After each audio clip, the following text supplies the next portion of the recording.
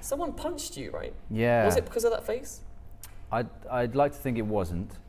I don't normally wear glasses, but I have brought my glasses because I was outside a pub last week after a party. Yes. And as we were leaving, me and 2 other comedians were getting into an Uber. They in fact were in the Uber by the time I came downstairs, and they were waiting for me, and the side door was open for me to get in.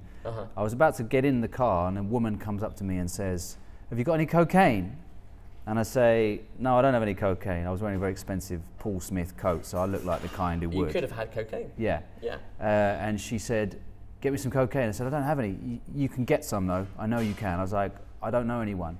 At which point she climbs into the Uber and grabs the driver and asks him if he's got cocaine. Whoa. She really needed a line. So you're both in the Uber car now? No, I wasn't in the Uber. I was just outside the Uber trying to get in. She then clambered in. Yeah. The driver then drove off. He shoved her off and drove off, leaving me with her. At which point she says, "Get me some cocaine." I try and call the friend in the back of the cab to say, "Where have you gone?" She punches the side of my head as I'm holding my phone, knocking the phone onto the floor, smashing the phone to pieces. My contact lens flies out of my eye, and then it's all a bit of a blur, and I'm picking up my phone, and then I'm walking away hastily. And then she follows behind me and then punches the bouncer in the face. Whoa. So moral of the story is carry cocaine on you, just in case you meet a crazy woman. And stay off drugs as well, because, you know, if you really like them, you know, you could be in real trouble. Yeah. Yeah. Wow. So I now need to use steroid drops in my eyes for 6 weeks, 6 times a day for 3 days this week, and then 5 times a day after. What a nice present she gave you. And I have to wear these. Bloody nerd. I thought they were part of your act for a second. I thought they were part of your thing. But I feel all weird when I wear them. Go on. It feels a bit, I know they look all right, but it just, you know, you don't normally wear something and then you wear it like wearing someone else's jumper at Christmas because your one got wet or something. Something very, very Where's Wally about you right now. Oh. Very Where's Wally. Am I allowed to swear on this? You can swear, we'll beep it. All right, fuck off. Fair enough. Yeah, cool. That was earned. That was earned. Where's Wally?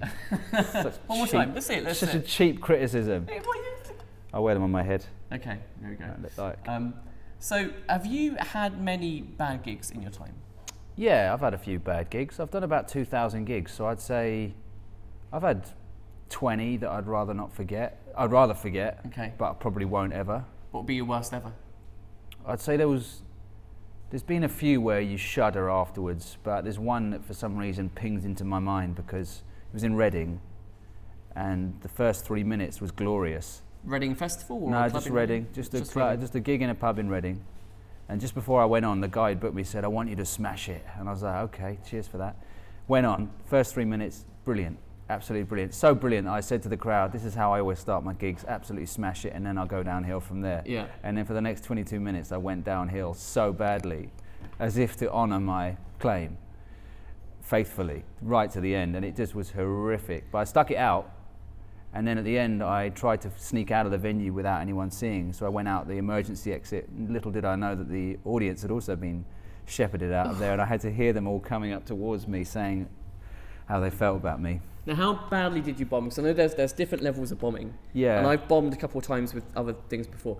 And I know there's a level bombing where people just don't laugh. That's one level. Yeah. And then there's a whole new level that I discovered last year where people not only avoid eye contact with you, they look like they want to kind of kill you.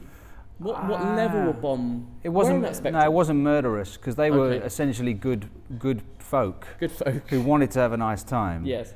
And they just were terribly disappointed. I think more so because I'd started so well. It's too well. Do you ever had that where you're so charismatic for over a short period that you know you're going to burn out? You're using all your charisma for the next week. 1 or 2 gigs, yeah. I can tell you're the kind of guy who'd have a lot of charisma. A little bit. It does burn out quite quick. In small doses. Very small. You don't want to OD on my charisma. Yeah, I can see that. Yeah, I'd be under your spell, but then I'd soon be spun out with all the others. That's where that level of bomb comes in. That's where you OD on the charisma. People get ashamed to look at you. Yeah. No, it was very unpleasant. Very unpleasant. And the person that booked me, every time I hear his name or see his name, I just shudder. I don't want to ever see anyone related to it again, unless they're all in a room and I'm doing really well, and then I can say, "There you go, you fuckers." What joke was it? What gag? Was there a gag that? Nah. I wasn't on it. You wasn't on it? I was tired. I'm making excuses. I'm a professional. Yeah. I was getting paid £50. I should have done better. Yeah. It was a Tuesday. It's fair enough. I had no excuse to be tired on a Tuesday. You probably just broke even with your expenses. Yeah, probably made about £31.50 There you go. after travel. Yeah, it's not great. And then I spent it all on booze and snacks for the train. Just to recover just from to the numb evening. myself. Yeah. And you've got is that a new tour coming up? I'm doing a show at Edinburgh. Show at Edinburgh? Yeah, my third hour. Popcorn lung, it's called. Popcorn lung. Based after the disease you get if you vape, or if you work in a popcorn factory in the 90s.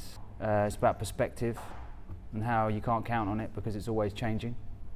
And therefore every story you have about what's happening is liable to be found out to be wrong, or to be needing an update. Yes. And yet we cling to our stories, and then we get told that we're wrong, and we have to drop the stories, and then we cling to the next one, because you have to in a way just to have any normalcy or whatever. Is there any story that pops to mind when you say that? From the show, what I try and do is I split the stories into two, so that the first bit tells you something, and then later you find out something else. So that you then have to see, oh, I thought I understood that from the story, and then later on we're like, oh, I got that wrong. Okay. So, yeah. Cool. You up for a bit of exercise? Oh God, I haven't exercised in a long time. What are you going to do? So we've got a couple performers.